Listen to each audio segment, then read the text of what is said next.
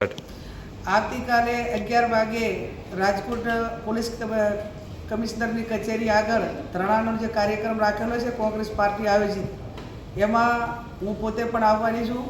જે અગ્નિકાંડ થયેલો એના અનુસંધાને ધરણાના કાર્યક્રમમાં આપ સૌ પણ ત્યાં પધારો એવી આપ સૌને હું વિનંતી કરું છું।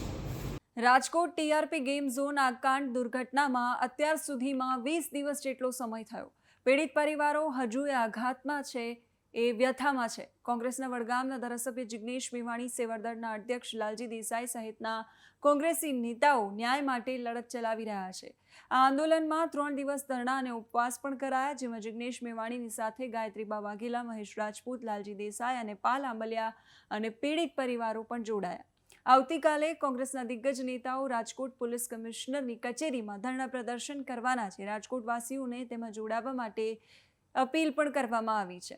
આ સાથે જ એમાં દિગ્ગજ નેતાઓ કોંગ્રેસના જોડાશે। બનાસકાંઠાના સાંસદ ગેનીબેન ઠાકોર પણ આ ધરણા પ્રદર્શનમાં જોડાવાના છે। આ બાબતે ગેનીબેન ઠાકોરે શું પ્રતિક્રિયા આપી છે, સાંભળીએ। નમસ્કાર, જમાવટ સાથે હું સેજલ।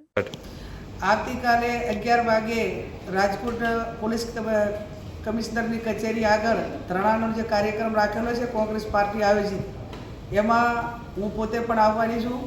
જે અગ્નિકાંડ થયેલો એના અનુસંધાને ધરણાના કાર્યક્રમમાં આપ સૌ પણ ત્યાં પધારો એવી આપ સૌને હું વિનંતી કરું છું। જવાબદારો સામે કાર્યવાહી થવી જોઈએ, પછી અધિકારી હોય, પદાધિકારી હોય કે રાજનેતા કેમ ન હોય, ન્યાય મળવો જોઈએ એ લોકોને જે વગર વાંકે 800 ડિગ્રી કરતાં વધારે તાપમાનમાં હોમાયા છે, સળગ્યા છે, જીવ ગુમાવ્યા છે। તમારી જવાબદારી ન નિભાવી તમે અને નિર્દોષ લોકો મોતને ભેટ્યા। આવા ભયાનક મૃત્યુને જેની કલ્પના માત્રથી રૂવાડા ખડા થઈ જાય। એટલે અપેક્ષા છે કે આ ઘટનામાં ન્યાય મળવો જ જોઈએ, જેથી હવે કોઈ પણ દુર્ઘટનાનું પુનરાવર્તન ન થાય। નમસ્કાર।